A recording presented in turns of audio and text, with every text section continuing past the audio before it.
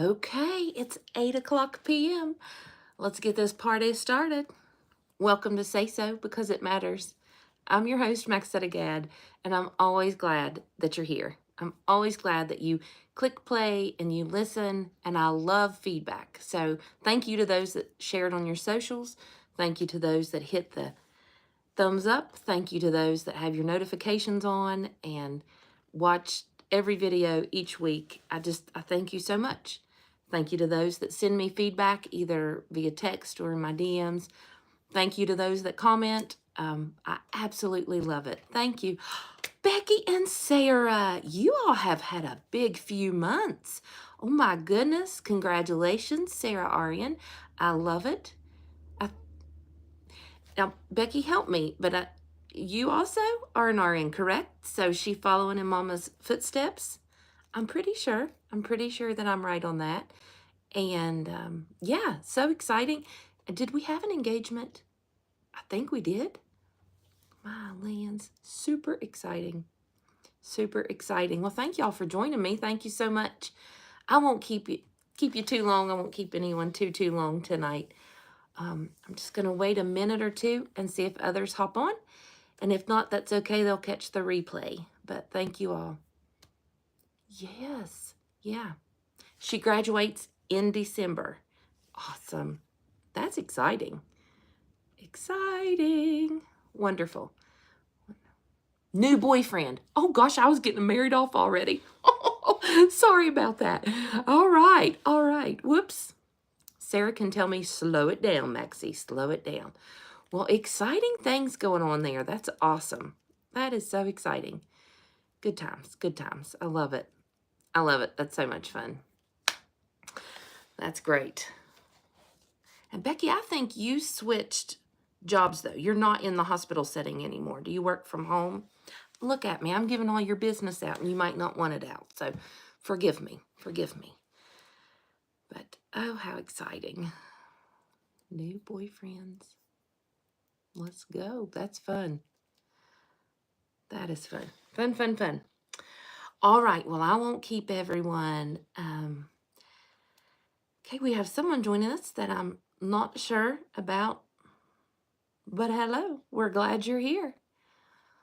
So just in case anyone does join us that I don't know personally, this is a place where we spread lots of hope and we have some laughter, and hopefully we all leave encouraged, and we play nice in these parts and we use our manners. So welcome. Glad you're here. Welcome, welcome. All right, I'm just going to go ahead and get started. Some folks have already messaged me and said they'll have to catch it on the replay. Totally fine. I'm going to start with 11 years. That's awesome. That is awesome. I love it for you. That's wonderful. Wonderful. Love a work from home position. What I'm fighting right now is jealousy. Okay. I'm just kidding. I'm just kidding. I get to work from home now and again, but that's awesome. Someone's from Russia. Okay. Okay. Hello. Okay.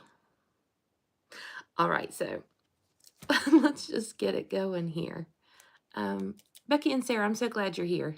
I'm cracking up that I already had you like engaged. I was marrying you off, Sarah. My goodness sakes. Goodness sakes. All right, let's go. So I'm just going to share this. You know, I had shared before that I was so interested in the Sherry Papini. I don't know if I'm saying her name right. Her whole story. And I was referring to what was available through streaming. I think it was on Max. I referred to it as an interview. It was actually a documentary, so I'm sorry about that. But I didn't pay the $16.99 to watch it. I wasn't that into her. I was just very curious on how everything was playing out. But I actually watched an interview with her. She was on the Vile Files. I watch that YouTube. They have a YouTube channel and a podcast. I watch it occasionally if I'm interested in their guest. I think he was a former bachelor, I think.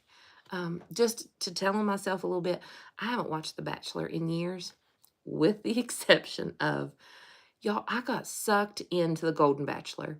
I don't know if it was because of my age. I don't know, but I did watch The Golden Bachelor and Bachelorette, so I did watch those two, but I haven't watched the actual just Bachelor season in a long time. But I think Nick that hosts the Vile Files is a former Bachelor. If I'm wrong on that, that's okay.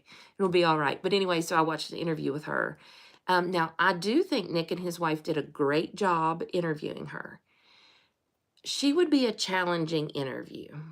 My thought on that is based upon one, so she really is a convicted liar. Like, the crime she was convicted for in legal terms, which I cannot pronounce, and I didn't even try to, it actually means convicted liar, okay? In like my terms. So she would be hard, but also she does it very well. She was extremely intelligent, very articulate, spoke very clearly, a very good speaker. She was a very good speaker. But she also, in being a very good speaker, was very good at saying a whole lot without saying anything, like without actually answering the question. But she's so charming when she does it and speaks so well, you don't realize that she's bypassed the question and you just buy into whatever she's saying. Like, I found myself a few times like, oh, yeah.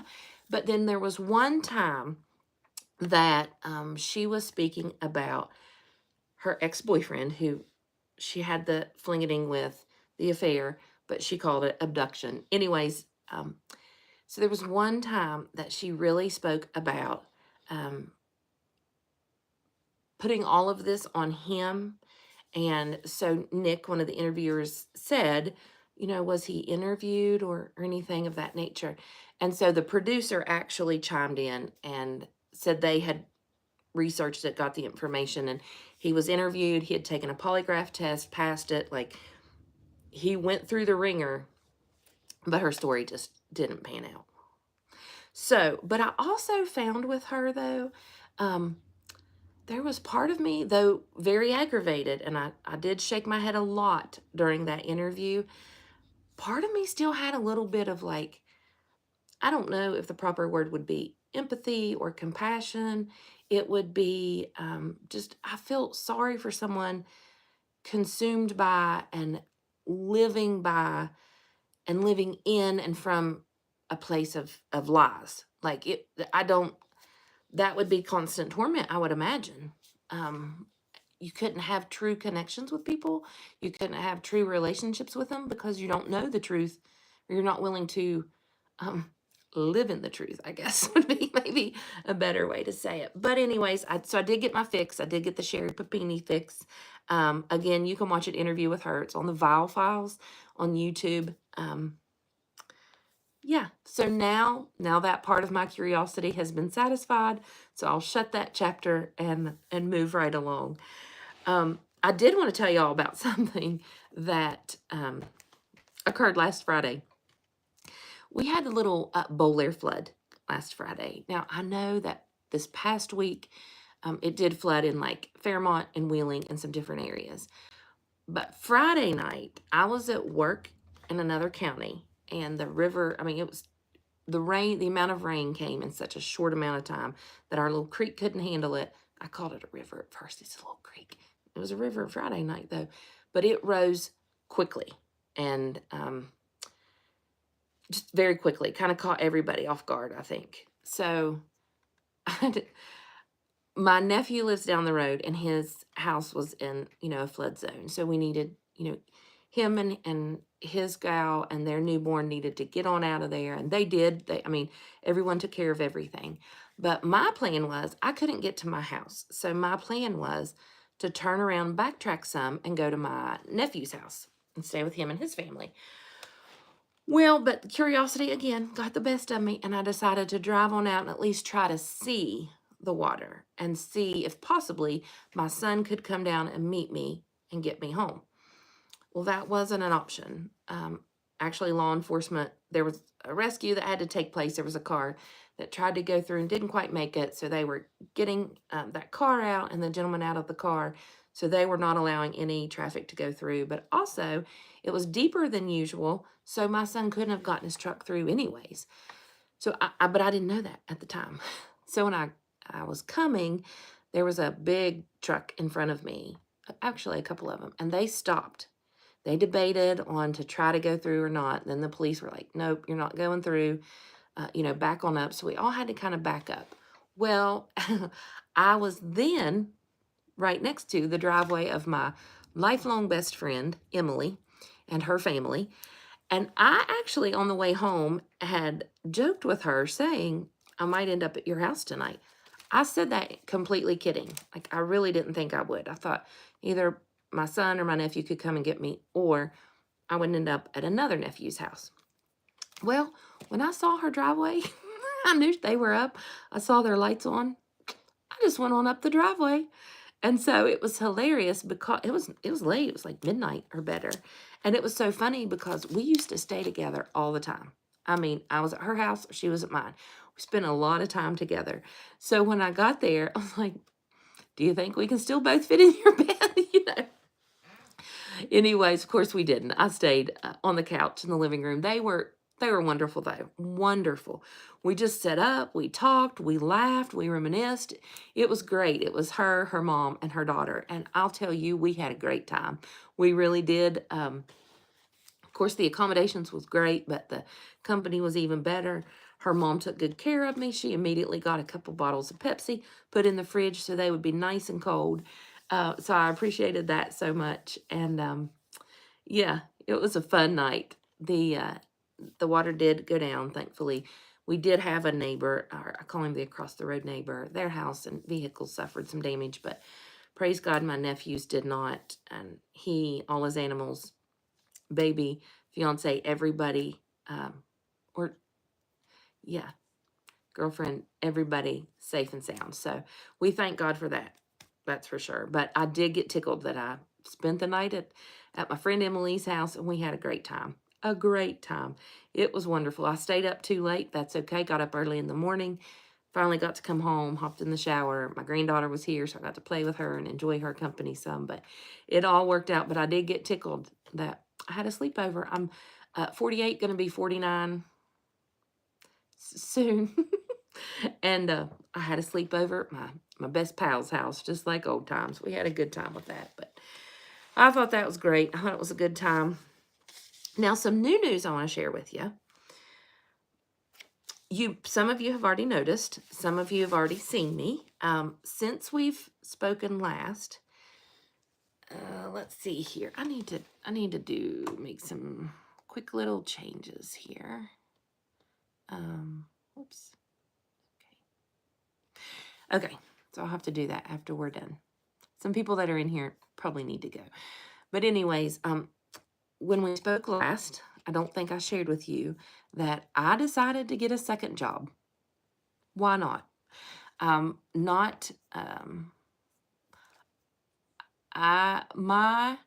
time is much more free now than it has been in years past.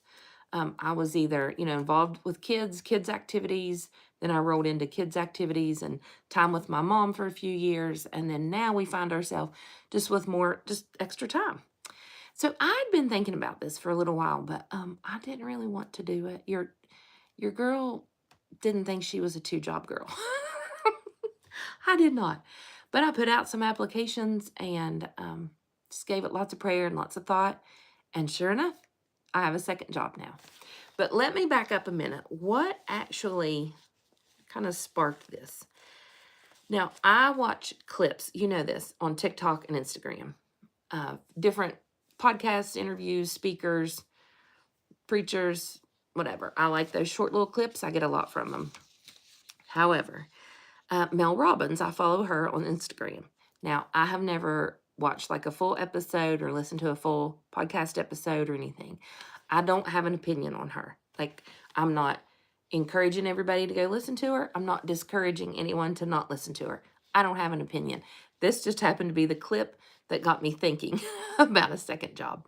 So Mel Robbins was sharing, they were speaking about finances, and she shared about early in their marriage, they found themselves in debt, quite a bit of debt, and just tied down, that, and they wanted freedom from that. So she made a statement. She was like, um, I'm looking at my little notes because I don't want to mess it up. She went through and took some steps. She did like an evaluation of their finances, became more intentional of what's going where, and she realized she needed to get a job because at the time she wasn't working, her husband was. So she got a job, and then she decided she needed a second job. I was like, okay, so that got me thinking about a second job. And she talked about, for them, that got the ball rolling. Of course, then she picked up a side hustle. And then, things have definitely taken off for her in the right direction. But it took her 10 years. She said it took her a decade for them to get out of debt with the one job, the second job, the side hustles. Now, thankfully, we're not looking at years. We're in the months. Okay, we're in the months. So I thank God for that. I'm not on the 10-year plan, but that's where the idea came from good old Mel. She was like, I took on a second job, and I thought, I have the ability and I have the time, so let's do it. So I did. So I have a second job. I'm not sure if I'm allowed to share where that's at, but if you're local, you'll see me. You will see me there. I will say, so let me think about how to explain this. When I was younger, and even all through my adult life, even now, finances were a bit of a taboo topic. Like, people didn't share them. Now, I'm on board with that. I don't think anyone else's finances is anyone else's concern or business if you're not involved with, say, the account or managing those finances or responsible for those obligations. So I'm old school in that area. But I have enjoyed on TikTok and Instagram, don't you know, I have enjoyed the realness of some creators sharing their journey, specifically Christian creators. They're sharing their journey of being more intentional with their finances, getting out of debt with their finances, honoring God with their finances, just becoming, living a more debt-free lifestyle, which is freedom all the way around. So I started watching some of those. I have enjoyed those very much. I have learned so much from them. And I will say, just to cover this, what I'm about to share. So first and foremost, in our family, we believe that we honor God with our finances. Um, we, our hope is, our hope and is to be in alignment with how the Word of God says to use our finances. So tithing, being a cheerful giver, and we believe in sowing seeds. If we need financial harvest, we need a breakthrough in that area, we sow some financial seed, and God is very faithful and has proven Himself faithful time and time again in our life in that area. But when I heard Mel Robbins talk about that, then I started praying about it, and I started looking at our finances and being more mindful and more intentional.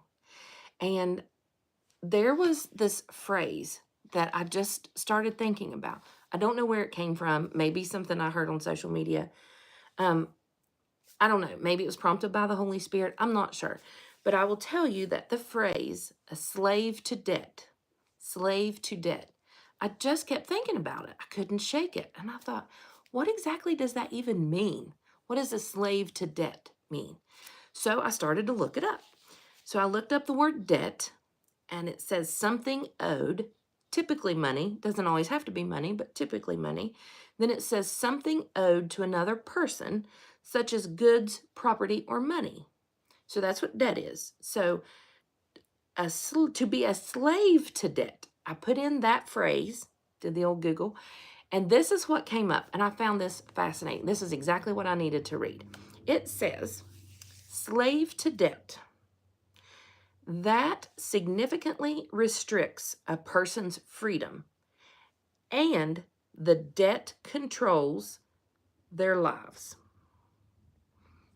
Yeah, it does. So a slave to debt means that being a slave to debt significantly restricts your freedom, and that debt, those financial obligations, control your life. They control a lot of your decisions. So then it continues to kind of expound on it just a little bit. Being a slave to debt is equal to the loss of freedom. People in debt bondage lose control over their lives. Their work, their movements, their decisions are all dictated by their financial obligations.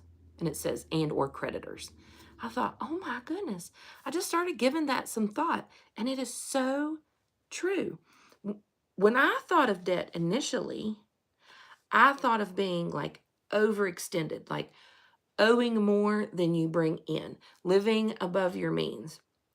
But actually, debt is just simply something owed to someone, either goods or property or money, right? So in this case, we're talking about money. So I started thinking about that. I thought the freedom that we would have if we didn't have the financial obligations that we have each month. Just the freedom to make spontaneous choices, to make larger purchases without the monthly payments, and factoring those into your budget. So that is what I'm in pursuit of. That is why I have this second job. The way I've been thinking about it is we're okay right now, but the potential to be good and to be great is within reach. So that's the step, that's the path now that the Gadds are on. When I say the Gadd, it's Chris and I. The rest of everyone else is adults, they're on their own path. But yeah, so that's what we're doing. That is why I have a second job, because we have a goal to go from okay to good to great. Maybe we'll skip good and just go to great. And I'm excited for that. I'm excited for freedom. I'm excited for freedom. I'm excited for our lives to only be controlled. They are currently controlled by the Holy Spirit. But outside of this, like speaking about it spiritually, I mean, we're not controlled by what we owe each month. When the income comes in, it gets to stay in instead of go out. So that's why I'm doing this. It's not a have to, it's a want to. And I'm excited about this journey and the path to freedom that it provides. So that's where we're at. So I do have a second job. I will tell you a little bit of the behind the scenes of it. So I went to work and I worked a week, and I enjoyed the coworkers and I appreciated the opportunity, but it was too much physically for me. That certain position was just too much for me physically. I couldn't do it. I just couldn't do it. Um, it hurt. Like, it wasn't soreness from just using muscles I hadn't used before. No, it hurt. It hurt, and it was too much. And I became extremely discouraged, and I was driving home in tears, and I thought, this is not God's best for me. So I called in a couple nights, and that's out of the norm for me, but I did call in because it was on a weekend, and I didn't know who to call or how to take care of the situation. And then Monday morning, I called someone that I had worked with to get the job, explained the situation, and basically turned in my resignation. I said, I'm sorry, my words were, I bit off more than I can chew. So I'm going to have to step on out. I'm going to have to dip. And after a great talk with her, there was another position, another opportunity available that was so much more for me. It fits me to a T. Physically, personality-wise, responsibilities, perfect. So I actually switched and started it Wednesday night, last night. So that was my first shift in this position. Loved it. I love people. It's a little bit slower paced, but yet busy at the same time, but it's the type of busy that I enjoy. So that's what I'm doing for now. A few evenings a week, and then some weekends. Sometimes it's all week, every night of the weekend, and sometimes it's one day a weekend, maybe two, but it's working out great. And actually, I got my first check yesterday from the week I had already worked. Well, I went ahead and we paid off 2 loans already. See, they were tiny, like we're right there. We can see the light at the end of the tunnel, and I just wanted to boost to get to the light. So we paid those off already. So we're already, let's see, around 190 to the good for next month. So let's go. Anyway, so that's why I'm doing it. I hope I see you there. but I did want to put just a couple of questions I've received to rest. We are fine. This is a choice. No one's making me. And it's something I'm pursuing because I want to, because I believe it's God's best for me. So I'm excited about that. Yeah, I'm excited about it. I will tell you this, though. Last week's teaching, remember, it was from Proverbs 18:21. We talked about how the power of life and death are in our tongue, and those that love it eat the fruit of it. And we talked about how in the Message translation, it says, words kill, words give life, words are poison or they're fruit, and we get to choose. And I talked about specifically like people that complain all the time about everything. I'm not talking about your occasional complainer. I'm talking about the one that shows up to the meeting that everything is wrong. Nothing is good enough. She's not satisfied. She or he is not satisfied with anything. I mean, lunch could be provided for free and they would find fault in it and complain. That's what I'm talking about. And we talked about how when you're around someone like that, it literally is like just sucks the life right out of you. The sunshine out of the room, the joy, the laughter, the encouragement. But we wanted to be bubble blowers. We wanted to blow some bubbles of positivity, of hope and encouragement and laughter. So I will tell you though, since I shared that last week, I've had to make such intentional efforts to make sure that my words were juicy fruit. They brought encouragement. They looked at the good, that they helped me shape my attitude to do some hard things. And normally that just kind of comes to me naturally. But I guess since I shared that with everyone, it was like, hey, won't you grow in this area? Because I had to, right? I had some challenges. And so I just love how when I share anything on here, it's because I'm applying it. I'm in the process of applying what I'm sharing. I don't have it perfected or mastered. I'm walking it out too, right with you. So I got the chance this past week to walk that out and to make sure that I wasn't spewing poison, because it came to my mind. It was on the tip of my tongue. And I decided, no, poison kills. Its intent is to kill something. And that wasn't what I wanted. I wanted some hope. I wanted some nourishment. I wanted something to flourish. And so I made sure my words lined up with that. And it wasn't about feelings. So I did acknowledge some of the feelings, like I'm feeling discouraged. And I have the ability to get through this shift. And I will get to interact with this one certain coworker. I liked her really well. So I tried to just focus on the good. Like, this will pay off. I'd already calculated what my check would be, so I knew out of this, I told myself, I can hang in there a week, that'll eliminate 2 monthly obligations. So I just stayed focused on that. And I literally, walking from my car to the doors, I said, I thank you, God. I thank you for this opportunity. I thank you that we're on our way to freedom. I thank you that debt does not control us anymore.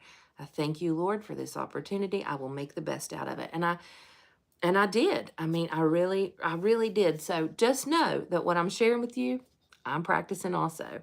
But yeah, so I just wanted to share that little life update with you. I hope it encourages you also. I don't have a ton to share tonight. I was hoping to get on here and chat it up a little bit, but I know it's an awkward time and everyone's kind of busy. So folks that catch it on the replay, leave me some comments. Let me know. Are you interested in financial freedom? Like, I guess that's what I call it. I don't know. Going from okay to good to great. Do you want to know some of the biblical principles on how to handle your money and ways to honor God with it? I can share my mistakes, anything of that nature. But I'm also going to share how I'm juggling 2 jobs and family and taking care of me physically and taking care of me mentally. And most importantly, putting God first in his rightful place in every day. So that's what you'll have to look forward to. I'm excited about it. Something else that I had to refer to a couple weeks back, remember we talked about Psalms 23:1. The Lord is my shepherd, I shall not want. The Lord is my shepherd, I lack nothing. I had to remind myself of that. Again, walking from the car to the door, I was like, I lack nothing. I do not lack the ability to learn what I need to learn. I do not lack the ability to get along with my coworkers. God, you're my shepherd. You're my what? Words got hard all of a sudden. You're my protector. You're my provider. You care about me. You see me. Shepherds are intentional about their sheep. So I had to give myself some pep talks, right? And I'm glad that I did. I'm glad that I did because it made all the difference in the world. And I do believe that because I chose to speak fruit and not poison, I believe that did help open a door for me to get this other opportunity so that I can continue on this path to freedom, financial freedom. So I was excited about that. Let's see. I'm looking at my notes. You know me, I always got some notes. Yeah, so that's where we're at. So this week, I just want to leave you with the reminder to make sure that your words are full of fruit, delicious, juicy, nourishing fruit. I want to encourage you to remind yourself that that God is your shepherd. He's your good shepherd. And when you're connected to him, you don't have to want or lack for anything. I wanted to share with you, too, the little tidbits I learned about, which I think is pretty awesome. The slave to debt, we don't have to be. We don't have to be people that live in the either the tightness, or the overextended. We get to be people who live in the good and the great and the freedom. I love that. I love this teaching on freedom. A slave to debt refers to being, your finances are significantly, I said that wrong, excuse me. Slave to debt significantly restricts a person's freedom and it controls their life. Those days are over. And it says that it's equal to a loss of freedom. People that are in debt, they lose control over their lives. And with their work and their movements, their responses and decisions being dictated by financial obligations. That's not God's best for us. So I'm excited. I am intentionally also tightening up in a few other areas. If you've been here a while, you know I like to eat out. I frequently get a Coke at McDonald's or a Pepsi from Go-Mart, fountain Pepsi from Go-Mart. And so I've been cutting those down, which benefits me, my physical health, but also my bank account. So making small changes, make those small changes, they add up to much, don't they? They sure do. They sure do. So I want to encourage you this week,